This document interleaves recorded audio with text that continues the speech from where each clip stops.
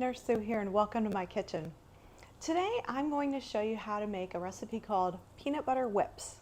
Oh my goodness, these are wonderful. So you know you've had that heavy dinner, right? But you kind of want something sweet, but the last thing you want to do is have that heaviness of a dessert sitting there because you're actually kind of full from dinner, but you just have that sweet tooth. These are absolutely perfect for those times. Super simple to make, okay? So all I have here is an 8-ounce container of Cool Whip, and I just have the Fit Active Light Whip topping. The beauty about this recipe is even if you're diabetic, you can buy that no sugar added Cool Whip and still enjoy this treat.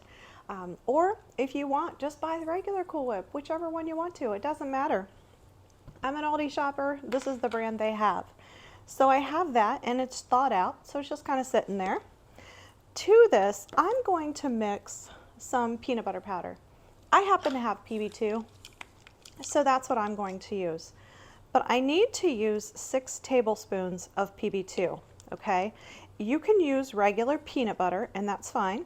You would need 3 tablespoons of regular peanut butter, okay? And I'm hoping this is 6 because I don't do well at talking and counting and all that kind of stuff, so we'll see how this goes. I think I'm at 6.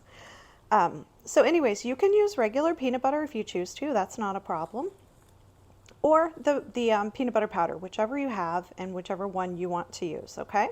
So I'm just going to gently mix this in. Now, in case I'm mixing here in front of you, you can't quite see it, but what I have here is just a mini muffin tray. So I have 24 of the mini muffin liners, just those paper liners that you use. So I've already went ahead and prepped that. I put those liners in there, we're all set. Now you could certainly use a regular size muffin pan if you wanted to and make bigger ones, that's fine. I like to do the smaller ones and then just kind of leave them in the freezer, and then we pull them out as we want them. And I'll eat 2 and I won't feel as guilty because they're small, or at least that's what I tell myself anyways. Okay, so I'm getting it all mixed up here. Finally, I didn't want to get peanut butter powder all over the place. So I'm just going to mix this up. Now again, if you use the regular peanut butter, that's fine.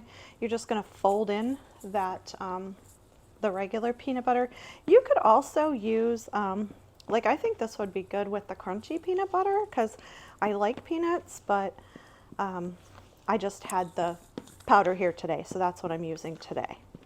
So I've just got this whipped up. And then the next thing I'm going to do is I'm just going to take my scoop and I'm going to start to fill my little liner papers, okay? Let me do a few of these and then I'll show you where I'm at with that. Super simple, nothing to this. Definitely not rocket science. You can absolutely use a spoon to fill them or do whatever you want. That's fine as well. So I'm not going to bore you with the entire tray. Oops, that one of course got out of there. And there we go, there's the mess I make. So I've already got these started, okay? So once you have these in there, the next thing you want to do is, if you are diabetic, you can get the sugar-free ice cream topping that works perfectly. I just happen to have the magic shell, so any kind of ice cream topping really is what you want. Now what I realized with the magic shell the last time I made these is that when I try to pour it from the bottle, it just spews everywhere. So I'm actually going to put some into a smaller container where I have just a little more control because I don't want a ton of chocolate on them. I really just want that taste of peanut butter and chocolate to give me that little bit of a Reese flavor, but without the guilt of eating a Reese cup. So I'm just going to pour this over here. You can kind of see there's no perfection with me involved. This is what they look like.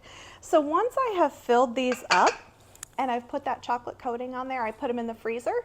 And I usually give them about a half hour to an hour. I don't try to rush these because then once they're done, I leave them in the papers and take them out, and then I put them in a Ziploc bag. So they're still in their little paper wrap, and I just drop the whole pile into a gallon Ziploc bag. I put them back into the freezer. When we want to snack on one after dinner, or 2 or 3, we just go to the freezer and grab a couple of them.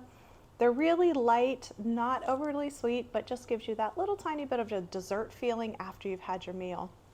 Hope you'll give these a try. Let me know, real peanut butter, chunky peanut butter, or peanut butter powder? Which one do you prefer? Thanks for stopping by my kitchen today.